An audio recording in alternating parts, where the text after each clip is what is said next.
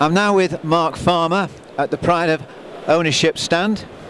Good morning, Mark, and welcome to the Classic Motor Show 2023. Yep, pleasure. Now, can we have a little discussion about this lovely Volvo of yours?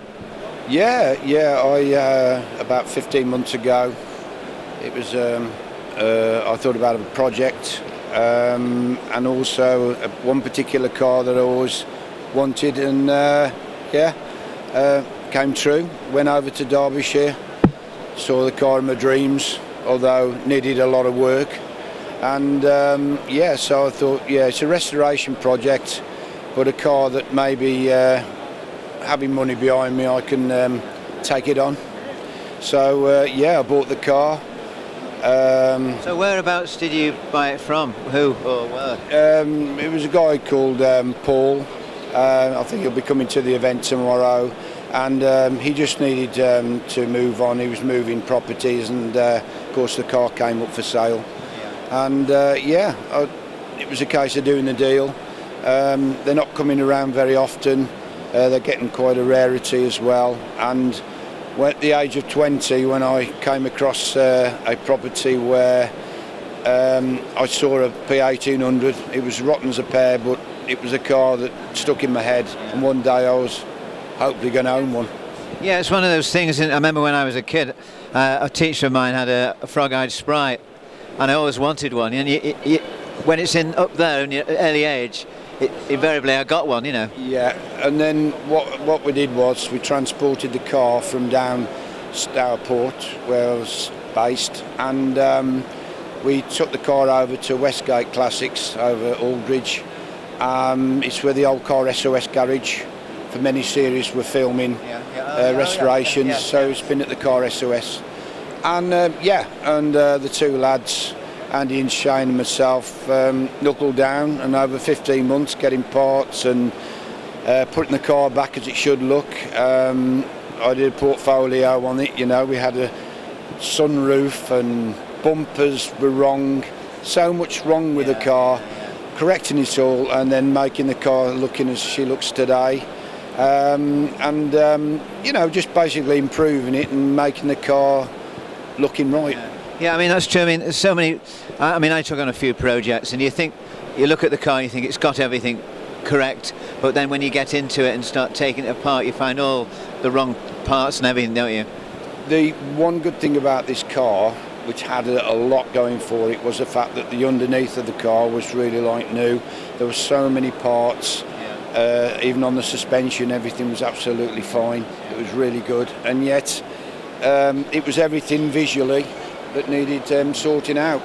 So stainless bumpers instead of chrome bumpers, they're not going to rust. It was a case of getting the interior all sorted. It was black, it was tired, even that was all replaced, which I did most of the work myself. And it was just knuckling down and making the car look as it should look. And yes, it cost a lot of money, but well rewarding, So how many miles would you say you're doing it? How many miles do you do in it?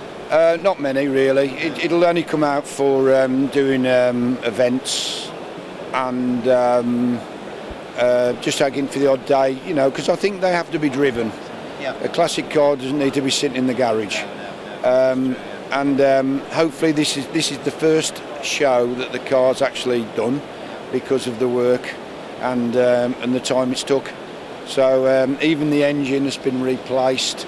And now we've got the car, looking good now. So looking exciting times really, because hopefully next year there'll be quite a few events, and maybe the restoration at the NEC will be a good place to start. So what was I going to say now? How does it handle? Great, yeah. We had some modifications done on it. Also the wheel alignment and making it steer correctly and not going around the corners wrongly. Had that done to it. We got a gentleman who was trained through Volvo. He actually set up the engine to run a lot better. And she's acting like a new car. And then basically it's really a new car now. Well, they were such a lovely shape, weren't they?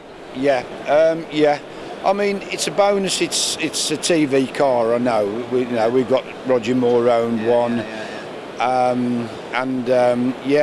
it's just got iconic shape, iconic car. I'm pleased to thinking though all those years ago, looking at that one car which was a rock box. Yeah, I thought one day I'd like to own one. So dreams come true, but it took a lot of time and effort though. It's not easy restoring a car, you know. But to be at the NEC, I'm not expecting a lot. I mean, I believe I'm in a competition, but I'm just so pleased. I think I'm a winner anyway because I've got the car here, you know. Well, it's a beautiful job. You should be proud of it. Thanks very much for the interview. No problem. Thank you. Thank you very much. Thank you.